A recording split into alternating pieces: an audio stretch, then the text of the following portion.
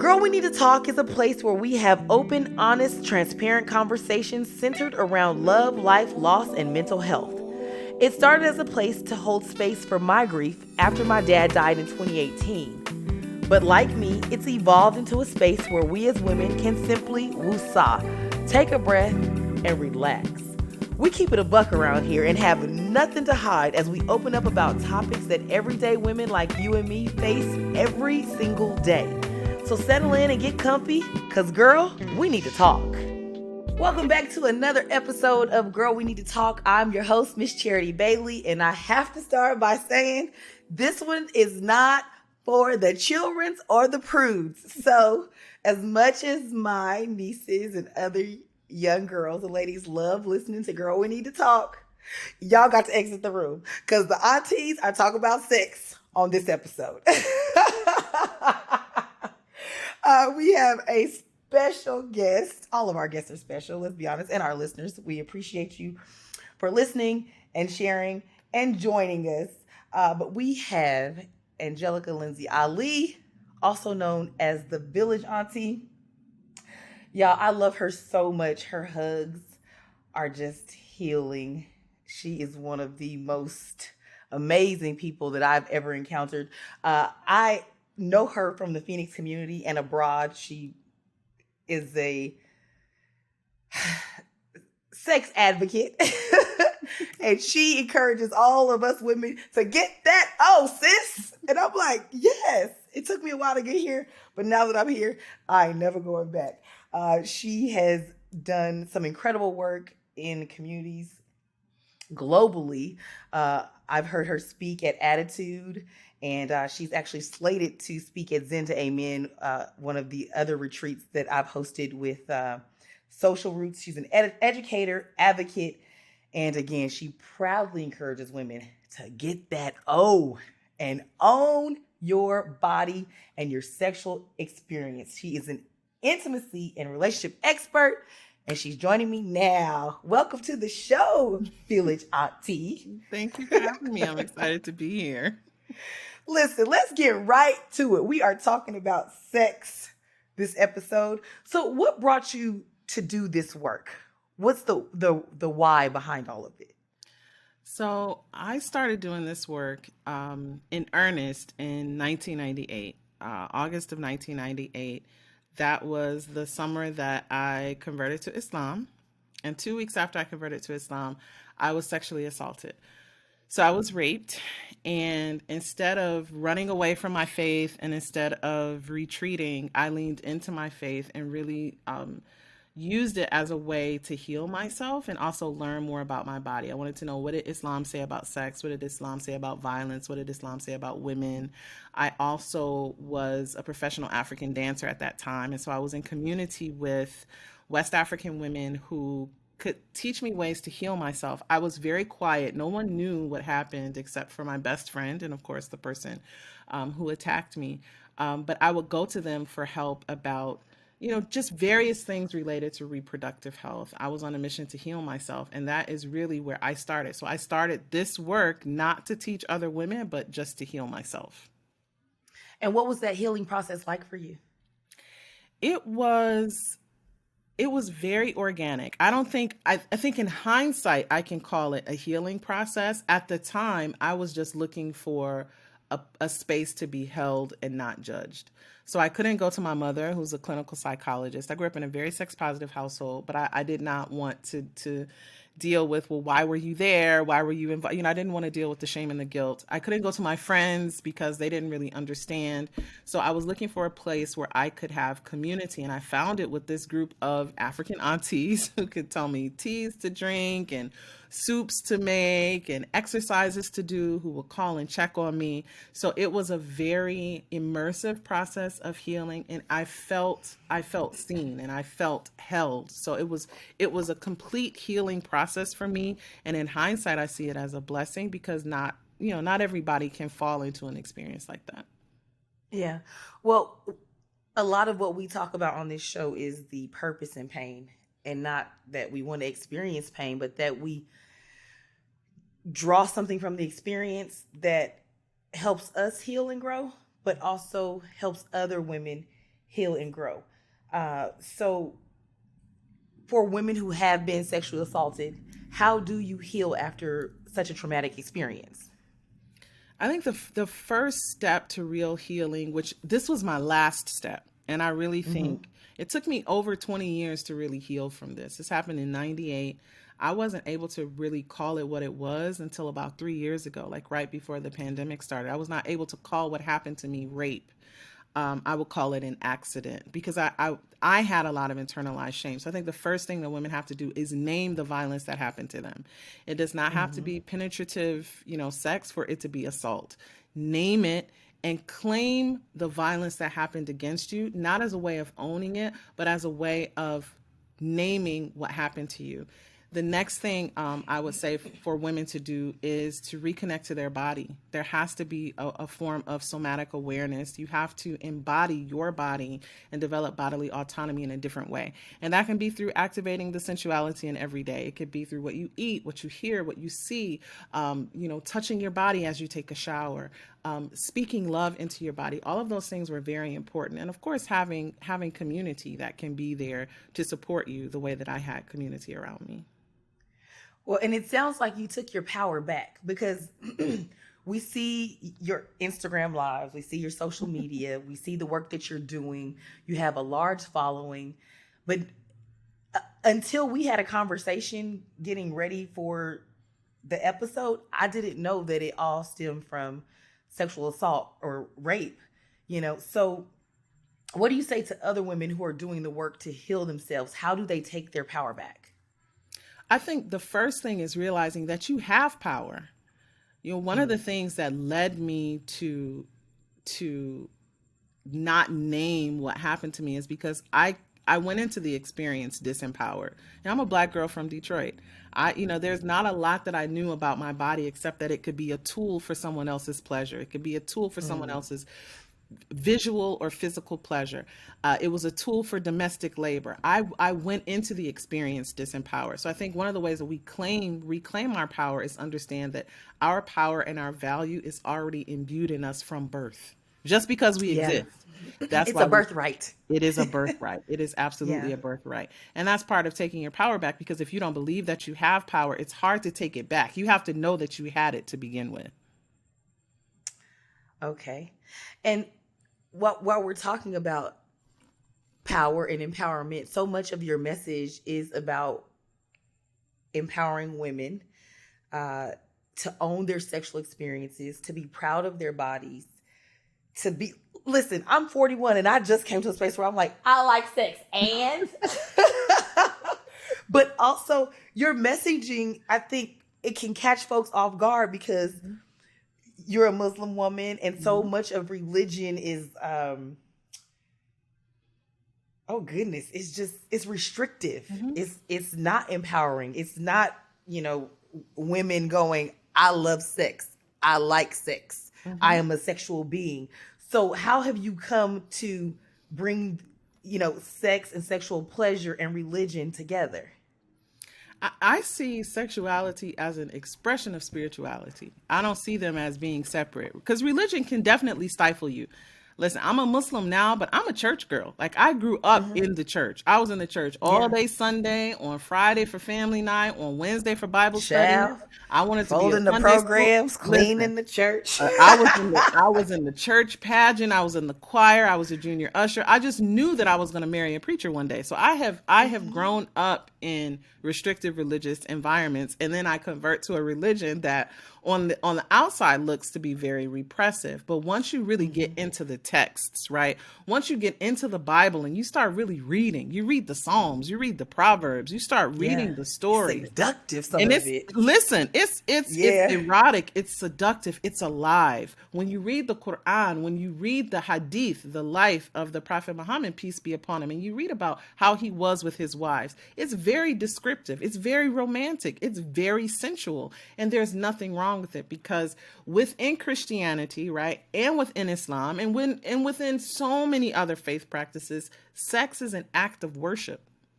Hmm. So if sex is an act of worship, why would we then separate it from its sacred roots? And that's why I'm adamant about appearing a certain way. I could be on social media with no scarf on, I could be dressing, a different kind of way. I would probably have a much larger audience, but I make sure that people see me as a visibly practicing Muslim woman who's telling you different ways to reach orgasm, who's talking about BDSM, who's talking about all of the things, because I want people to see that you can be a person who enjoys sex and also be a person who loves God too. Yeah. Well, something you said to me when we were having a conversation was that sexuality and spirituality go together. Mm-hmm. And you mentioned, your attire. And the thing is, you are one of the prettiest sensual women that I know, and you're covered from head to toe. But Auntie got bags and lipsticks and a meat face, and you be like, "Listen, I does the thing with my husband." So, how do sexuality and spirituality align? So let's talk about dress, right? For example, one of my very good friends shared with me, she's an artist, Mukhtar Yusuf. She shared with me that she went to a workshop with a Muslim artist, and he said, when you shroud a thing, you reveal its essence. So when you cover something up, you reveal the essence of what it truly is. A lot of people think that Muslim women wear these clothes because we're ugly underneath. Please make no mistake. Make no mistake. Auntie is fine like a mother sucker. Let's make no mistake. The essence. I'll be seeing that thing thinking up through the back too. Let me see. Listen, the essence of who you are, and I'm covered on a daily basis. You've seen me in casual situations. You've seen me in professional situations. I like clothing that dances. I like clothing that moves. And the essence of who I am is going to come out whether I'm in jeans and in a t-shirt, which I never wear, or if I'm in a floor length abaya. And I think that spirituality and sexuality go together in that same way. You have people who are in the church, in the mosque, in the synagogue, in the temple. You feel the sensuality oozing off of them, and they may not be doing anything because that's the essence of who they are. But we've been taught to deny the very nature of our beings, which in many cases can be people who are very much in tune with who they are as sensual and sexual beings. But that has been repressed because you can't be pious and also, love sex the way that you do. These things are taken apart. And I think that an evolved spirituality is a spirituality that also centers physical pleasure. Yeah. Well, you also mentioned being a church girl, and Beyonce got everybody in these pulpits just mad with her song Church Girl. And I'm like, I feel it. And I think so many women feel it and understand it because she's in her 40s. Mm-hmm. She's married. She has children. Some of us are single, but we have not been taught about the power of our sensuality and our sexuality. And it has these, especially men, running scared that women have taken their power back and been like, listen, my body is for my pleasure and you're welcome. Right? I don't know if are times changing? Are we just growing into what you've been teaching and what you've known all along? Or what is this power shift that's happening that's making us go, you know what? To hell with y'all. I'm going to get my O. I'm going to be sexy. I'm going to be sensual. I'm going to be powerful and you're welcome. Or you can stay over there and be mad. I think we are reclaiming the ways of our foremothers. That used to be a hashtag that I used. There was a time when women would talk to each other, and somewhere along the road, we stopped talking to each other. But now we have Gen X, which I'm a member of. We have millennials. We have Gen Z. They're like, nope, we breaking this generational trauma. I'm talking to my mama. I'm talking to my auntie. I'm talking to my grandma. And grandma is saying, yes, we were married for 42 years, but your grandfather was the son of somebody, right? Right. Listen, we don't know that because we idolize, so crazy. Yes, we idolize these long-term relationships, but now, and uncles, aunties, mamas, grandmas, they're telling us okay, you really want to know? This is how it is. And they're being more forthright and more open. We also have more access to information at our fingertips than we have ever had before. Social media is a place where most of us do our socializing. We were 3 years inside, right? Beyonce said, we back outside, right? We We were back outside, inside. but you ain't that outside. I was Listen, but you outside, ain't, child. listen, you ain't that outside. And the Cuffing was reason, my summer 2021. the reason why I think so many institutions like churches are upset is because an empowered woman is a force to be reckoned with. So if I can empower myself in the bedroom, I can empower myself in the pulpit. I can empower myself in the pew. You cannot run over me in that kind of way. And what I think would be better if churches did is they would dissect church girl. What's she talking about, right? What What's are she talking tiggo about? bitties, right? What? And also, they don't have a problem with sexual Mm, healing, mm, sir.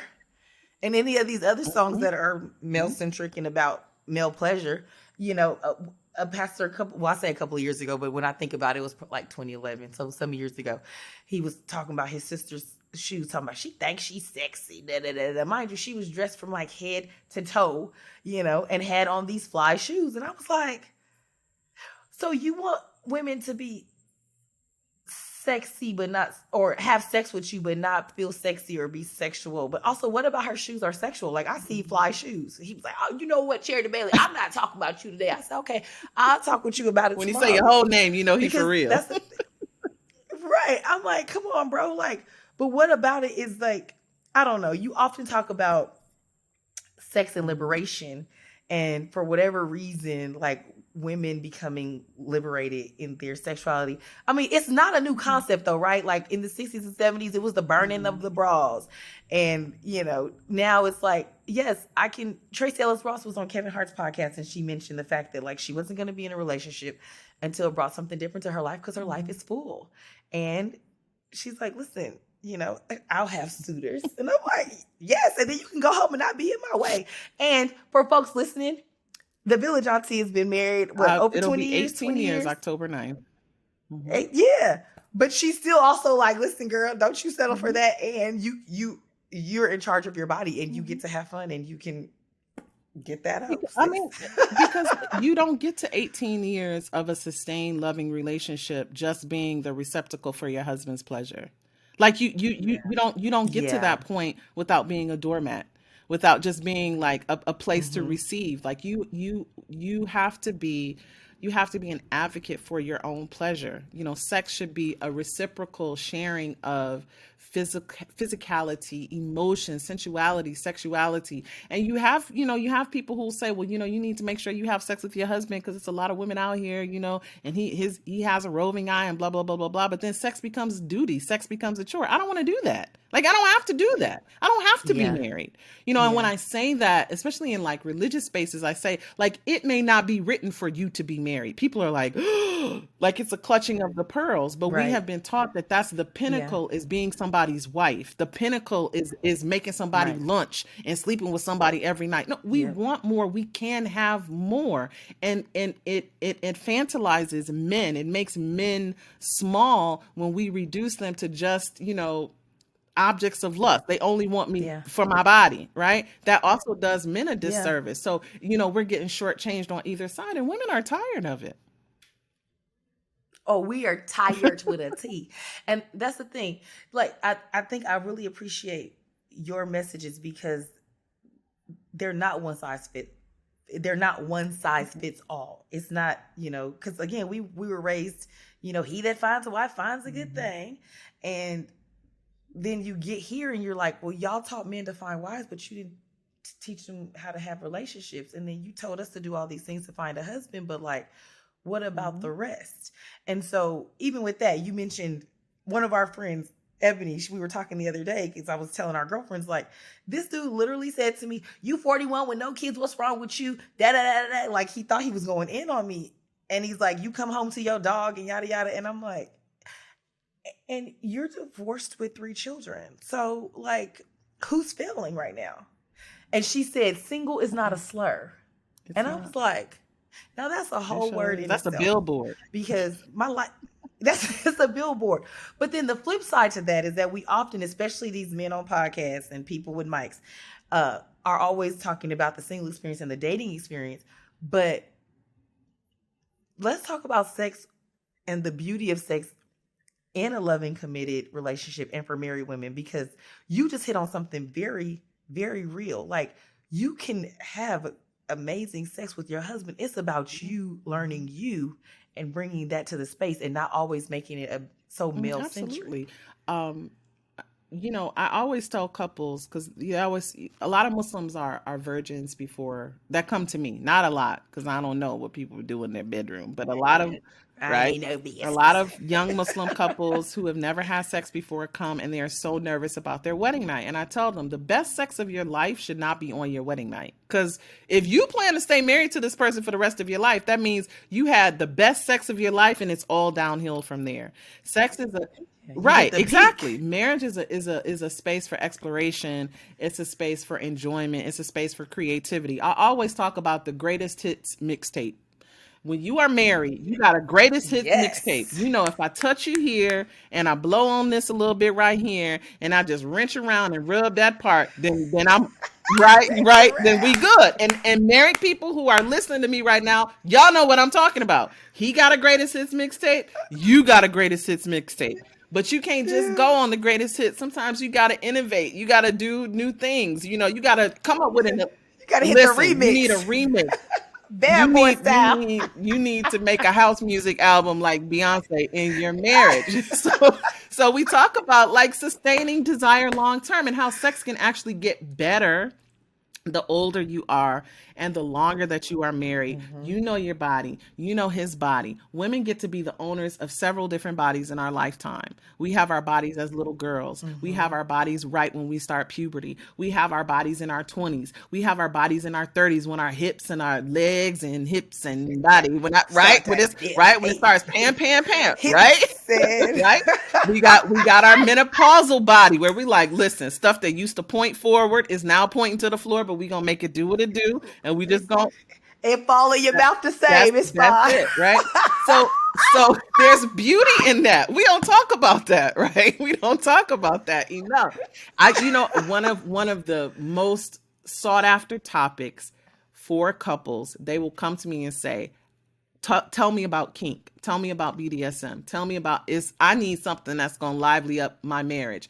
And that I love that because it shows that our Yeah. society pushes this idea that you have to have this revolving door of sexual relationships in order to have satisfaction, but you don't. You can have it with one person, but you can't be Yeah. boring. Like, you have to have excitement. I Yeah. tell people, you can't make chicken and rice every night. How many ways can you have chicken? It's fried chicken, it's chicken fricassee, it's jerk chicken, it's grilled chicken, it's Baked. baked chicken, Crock pot. it's chicken pot Yeah. pie, You it's gonna run chicken out. skewers, it's chicken burgers, it's chicken tacos. You got to figure out many different ways to have Yeah. sex, just like there are many different ways to cook a chicken.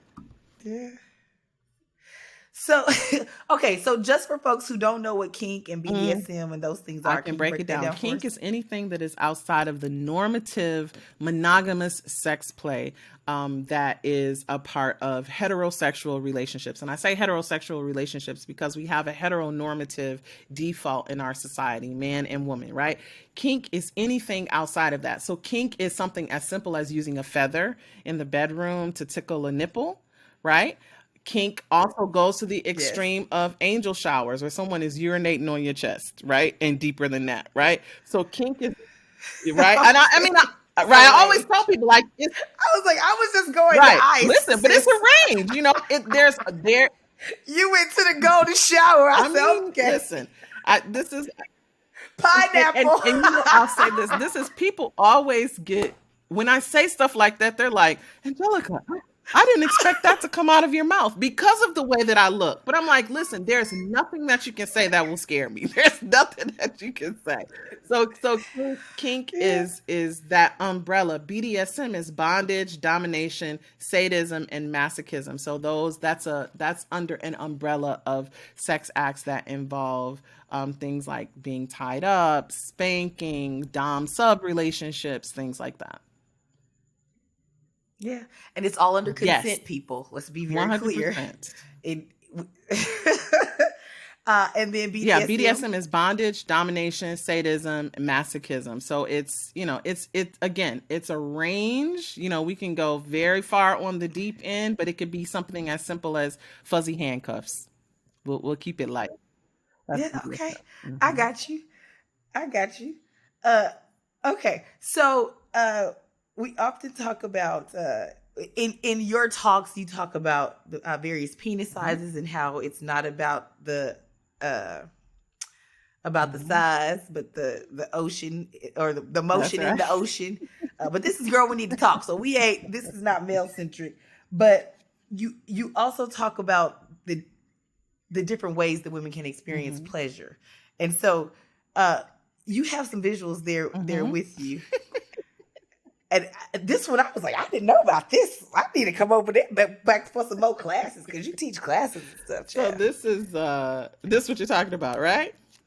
So, Yes. What is that? Break it down because I was like, oh, so okay. this is a dental dam, and a dental dam would be, it's not a contraceptive, it's a prophylactic. So it's something that's used as a barrier. This is what it looks like in its wrapper, and of course, because I'm trying to open it, it won't open. There we go.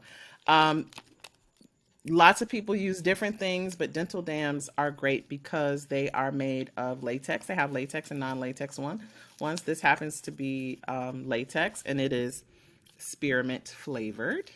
Okay.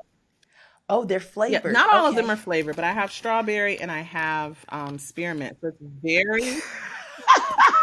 So Come on, it's very flavors. thin. It's very, very paper thin. So this can be placed over the orifice of your choice. So culturally, for some men, like some island men, some men from the continent are like, oh, I'm not going to perform cunnilingus. I'm not going to perform oral sex because it's gross. What is that about? Because I've noticed That's that too that since I've been it all over the yeah, it's diaspora these it's days. definitely cultural. You even have some African American men who will say that, but you can just be like, "Well, I got something for that," right? You can whip out your dental dam, right? And it can be, Got a listen, fix it for can be that. placed, and you can see it's very thin. See, it's very, very thin, right? You can place it over the orifice of choice. It's flavored, so if he's doing whatever, right, and it can be placed over the orifice of your choice. We have lots of them down there, and it can be used.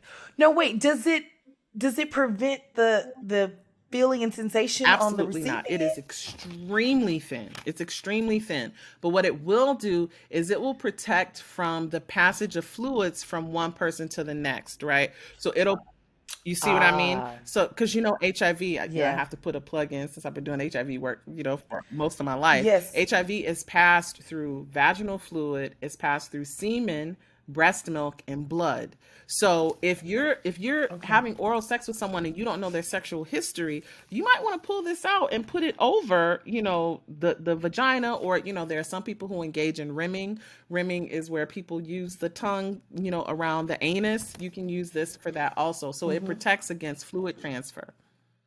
Side note, latex is extremely stretchy. So brothers who say, I can't wear that because it's too small, you're lying.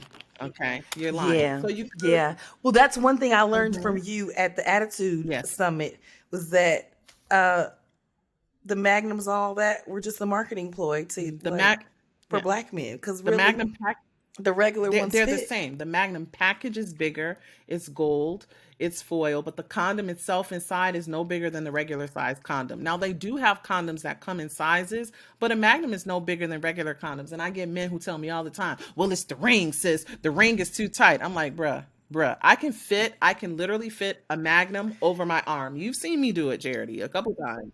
I've You've seen you seen me do it, do it. yes. And it just feeds the male ego and it also feeds the stereotype of the black man coming to get your wives with his It's a big part of the penis.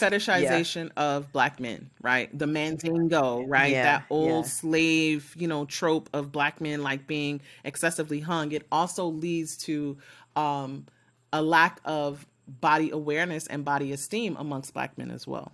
But yeah, the dental dam can be, I mean, Wow.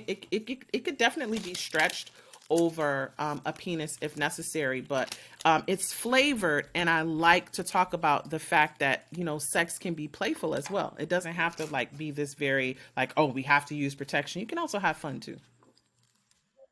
Yeah. It doesn't have to be so Mm-mm. rigid.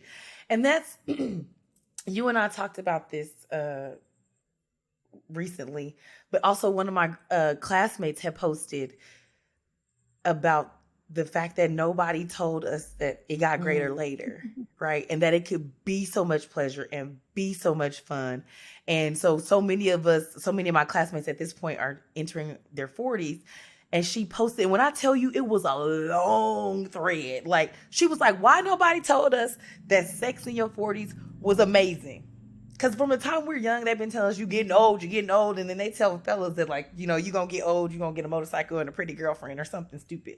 And it's like, no, we finna get more self-aware. Finna get fine. A lot of us are, like, working on our fitness, starting businesses, like, doing life on our own terms. And pleasure and sexuality are a big part of that.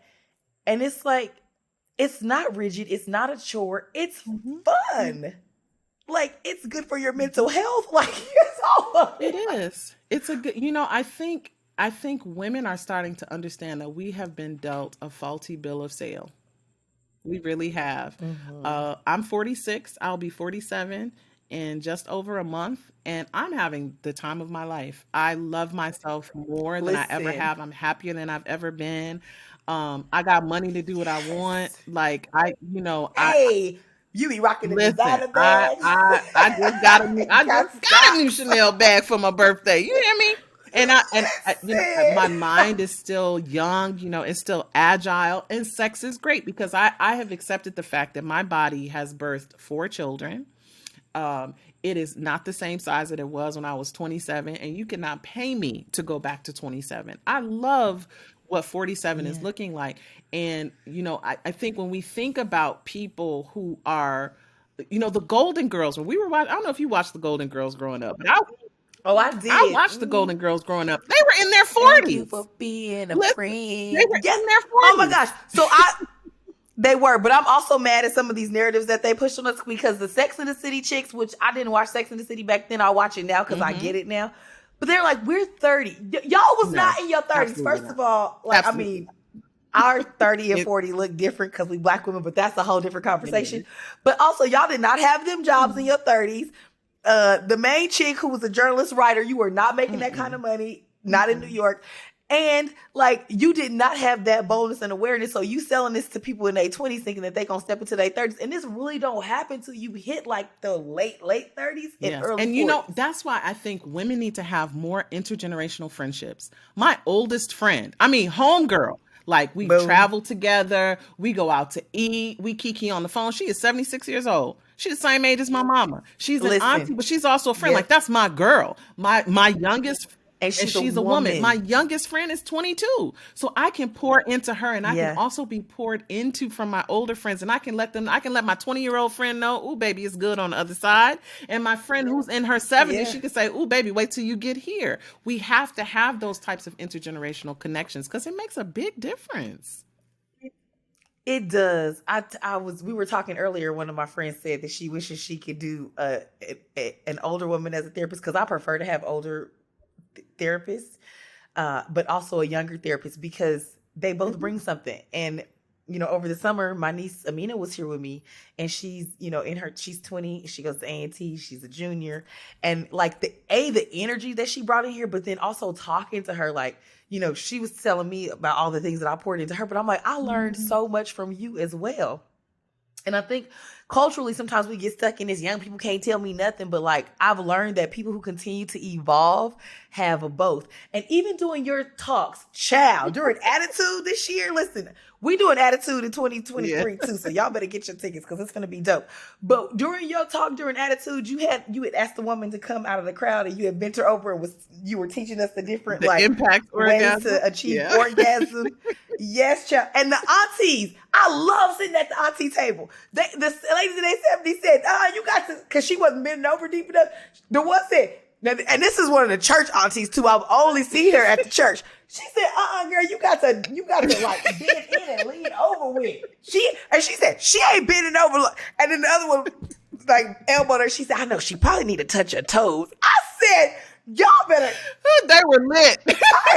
The aunties was on it. The aunties were so lit. And I was like, she said, I ain't kept my husband all this time being no prude. I said, okay. But when I tell you, she said she got to touch her toes. She ain't deep enough. I said, but listen. Okay, let me Why was she comfortable saying that? She was comfortable because it was a room full of 200 people, but it was 200 women.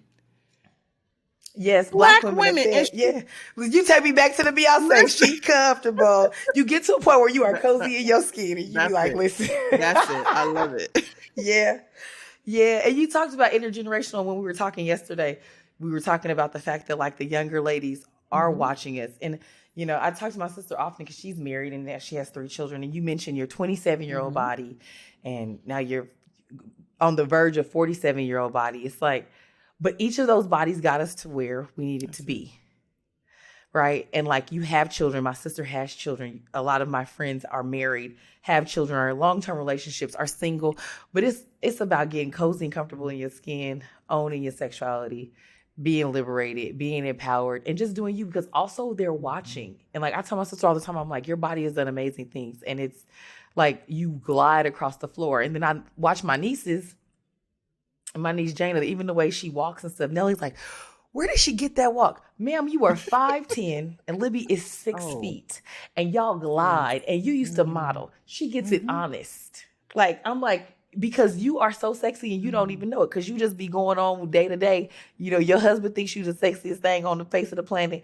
And you get so caught up in your day to day being a mom and, going to work and being a career woman, but your daughter is emulating you Mhm. and she's watching you, and there's nothing wrong with that too, because we're so busy being like, you're mannish. No, Jana got a strut because her mama Mhm. got a strut, and you go ahead and Mhm. strut, little Mhm. sis. It is what Mhm. it is. We So what do you wish more women knew? Ooh, I wish more women knew basic female reproductive anatomy. I wish they knew things like, what different body parts are for. I wish they knew that there are homologs in your body. So the clitoris is to the vulva what the head of the penis is to a man's genitalia, right? And the care that we give to the head of a man's penis, right, or that we're taught to give care to, that's the same kind of care that the clitoris should get. I have two friends, both of them have 5 children each, and they called me one day and they said, Angelica, I have a question. It was Saturday morning. I said, okay, what? They said, where does pee come from? I said, well, that's an interesting question to ask me on a Saturday morning, but okay, let's get into it. And I talked to them about the urethra. And then one of them said, well, where is the urethra? These are women who had had multiple children. They had been in long term marriages and they did not know where their urethra was. They did not know where menstrual blood came from. I wish that women understood basic anatomy, because if you understand basic anatomy, you know that the clitoris is not just what you see. There are also internal crura, legs of the clitoris that are underneath the labia. I also wish that women understood that only 20% of heterosexual women experience reliable orgasm through penetration, which means that Mm. there are about 80% of women who do not have a reliable method to reach sexual climax. And I wish more women knew of non penetrative routes to orgasm, that there is hope for you to have sexual pleasure. And also, I think the third thing would be I wish women knew what an orgasm was, because a lot of us don't know. A lot Right. of us don't know.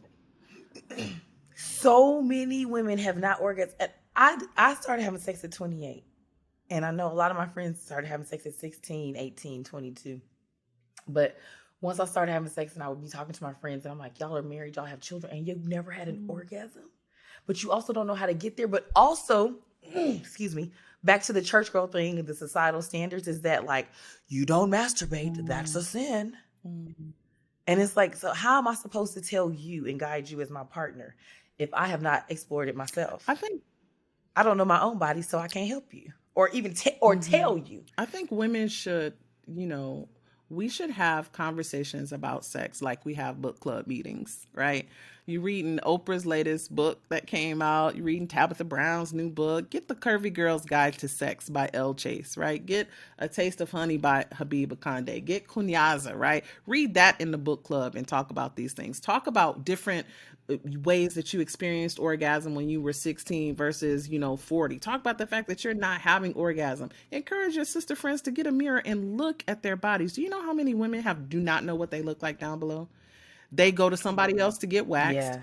They let their husband or their partner look them all up, down, rooter to the tutor, but they don't know what their bodies look like. And you're right, you do have to have an intimate knowledge of your own body so that you can engage in sex from a point of knowledge so that you know where your Yeah. pleasure points are. And you can explore that with a partner, right? You can explore that with a partner, but you need to know how you are made so that you can understand how your body will come into communion with another person.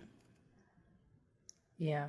And exploring yourself and your sexuality it's very important. I know myself, even just from a body positive standpoint, like I walk around naked because I can. I have my waist beads. I'm in here. I be having my drinks and I be in here dancing. But I realized that once I started doing that, that my sexual experiences were different and Mm-hmm. better because I got in touch with Mm-hmm. myself and movement. And like you said, like just stand in the mirror. And some of it was just because, yes, I had surgery. So I need to, oil myself down. But like standing in the mirror and actually looking at my body as I'm, applying coconut oil and cocoa butter. So then also now when a man does it, Mm-hmm. I'm like, you missed a Mm-hmm. spot. So there are several different ways to explore one's sexuality. Uh, how does a woman communicate to her mate that she's not satisfied? This is a tough one because when you do it in the heat of the moment, so while sex is happening, it can be emotionally debilitating, right? It can be very hurtful, even if you don't mean it to Mm, be. Because when you're in the act of having sex, everything is open. Legs are open, mind is open, heart is open, mouth is open, pores are open, everything is open. So it's not going to be yeah. filtered. Hormones Right. It's moving. not going to be filtered properly. So if you're Yeah. saying stop, and say stop if something is hurting, say stop if someone is doing something against your consent, absolutely. But if you're saying, oh my gosh, you ain't even hitting the spot, that's not going to work, right? That's not the way to advocate for yourself. Yeah. I always advise women to begin self advocacy outside of the bedroom. So if it's what do you want to eat, Yeah. right? Don't say, well, whatever you want. Don't do your coming to America, whatever you like, right? Speak up for yourself. Hop on one Right? Hopping foot. on one foot, bark like a dog, right? You have to start small, right? Have an empowered Yeah. conversation. So if you want to tell your partner that you're not being satisfied, look at it as a collaborative effort. I always tell people, blame me. Say, I was watching this crazy black Muslim sex lady on Instagram and she said that there's something called an A-spot orgasm. Have you ever heard of that? I looked it up, and guess what they said? Make it something fun. Go to a sex shop together. Go online. If you're too nervous to go to a sex shop, go online. Talk about the clitoris. Talk about things that you want someone to do. Was there a time? I always ask sisters, was there a time that he did please you? If he did, what did he do? And ask him to do that again. If you tell a man, hey babe, remember that time we went to Montego Bay back in 2014 and you did that thing with your tongue and my toes and then I screamed and then Positive listen, and the reinforcement. housekeeper came and knocked on the door and asked what was wrong and he was like, yeah, because he gonna remember. He might not remember to take the trash out. He might not remember to take the meat out in the morning to thaw it, but he's gonna remember the time he made your toes curl in Montego Bay. You remind him of that. Remember when I hit that soprano Listen, note and I ain't sang soprano remember when since I I was was like, 16? woo, listen, he gonna remember. Now I feel like Listen, my girlfriends. he's gonna remember. And you say, and you just lay it all out for him. And he's like, yeah. You say, can you do that again? You can send it to him in a text I need you to message, do right? that Can you do it again. again? It's positive Yeah. reinforcement. You want to work from strengths, not from deficits. If it's something that is a continued problem, however, you could go so far as to, if he's rubbing you and he's too light or he's too hard, you can put your hand on top of his hand and redirect him. But sometimes, even as much as the both of you try, you still may not be equipped with the proper vocabulary. And that's when you need to bring in a professional, someone like me. You can go to a sex therapist. You can go, there's tons of classes, there are tons of YouTube videos, but it should be handled deftly and with care because men are far more emotional than we give them credit for, and they're very, very sensitive, especially when it comes to their sexual prowess. So a man will tell you, well, I ain't never had no complaints before, and you have to say, well, you've never had sex with me before. God, I hate that word. I mean, like, Like, well, listen, sir, just because you have left, see, you kinder than me. listen, You never had sex with me. Well, you've sir. left a wake of unsatisfied women in your past, but I'm here to break that trend. Right. And Listen, they never but said you do have to anything. communicate. You have to communicate and you have to do it with care if you really want it to improve. Yeah. So you're very big on sex. You're very big on sex Hmm. education, uh, and of course, safety.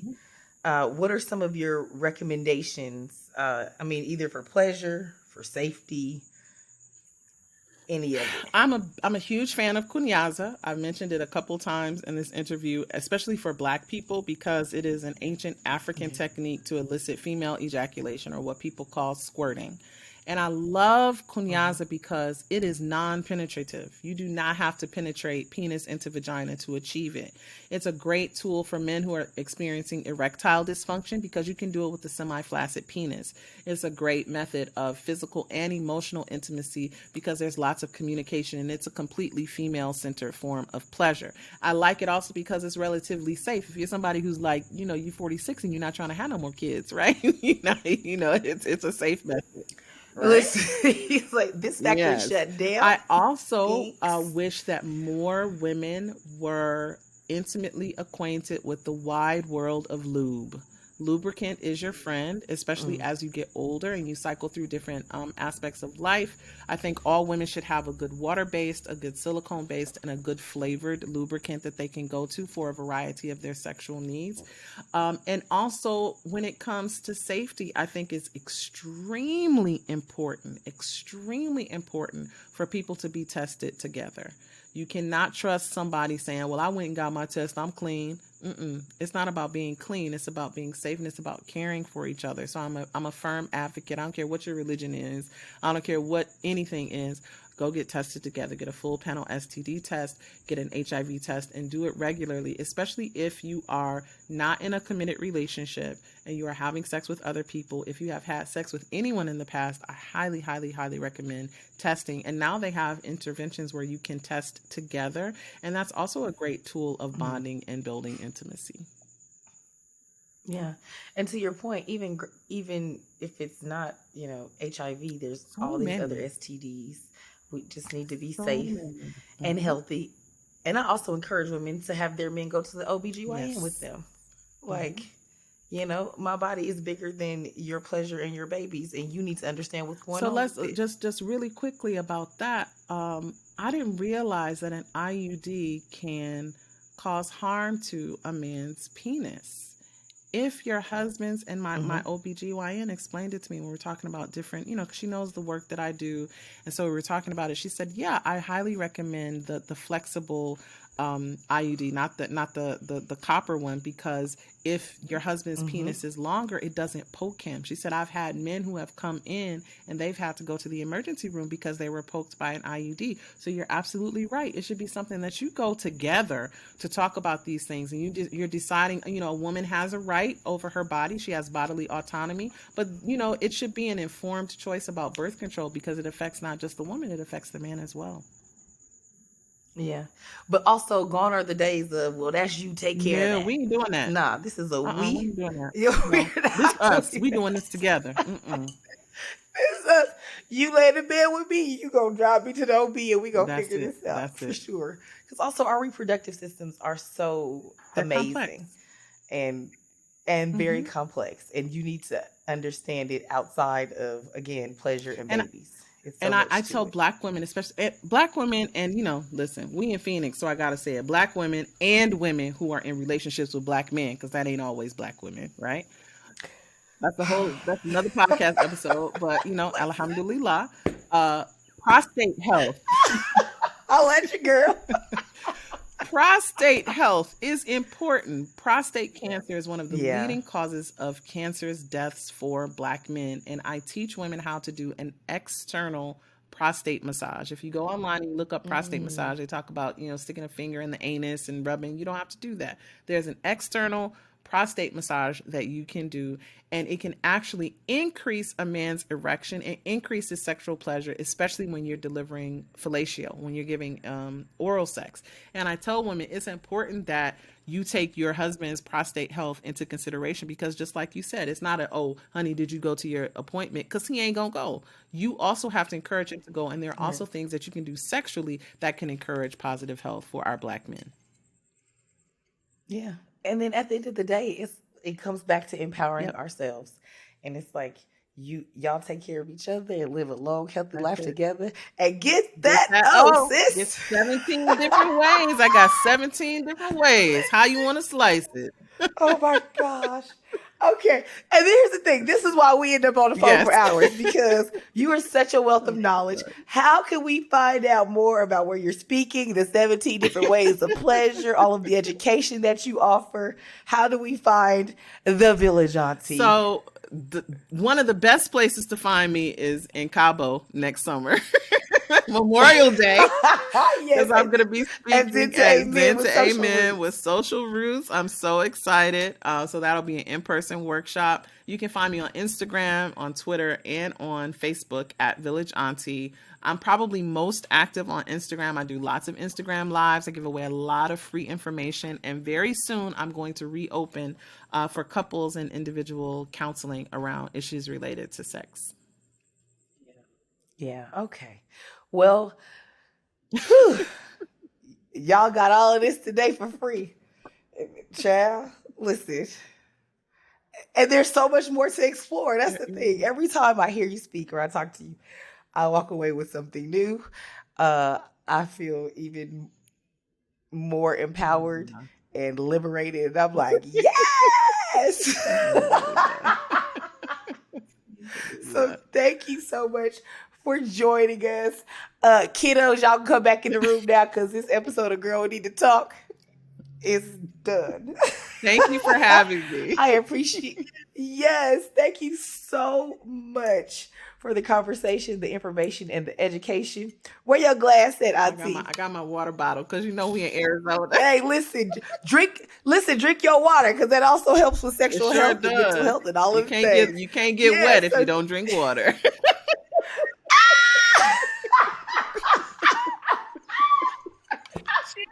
Cheers to being happy, healthy, and whole. Cheers. I can't stand you. Oh my You didn't tell him I was a comedian too. Bye.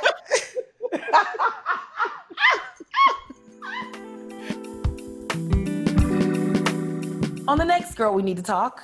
It's the ultimate gaslighting to believe that you are not good enough, but people who mock and want to look like you, who imitate your likeness, are. But if you look at the beauty standards that have been set, who set our beauty standards? Europeans. The modeling industry, the Europeans. Yeah. Who did we see on TV? Who has makeup been modeled on? Even if we look at the nicotine and tobacco industry, what did they tell us? If you smoke, you're going to be pretty. And who was the model of pretty? Thank you for listening to Girl We Need to Talk. Don't forget to subscribe wherever you listen to podcasts and leave a 5-star review on Apple Podcast. Want to watch the show? Be sure to subscribe to the Miss Charity Bailey YouTube channel and connect with me across all social media platforms at Miss Charity Bailey.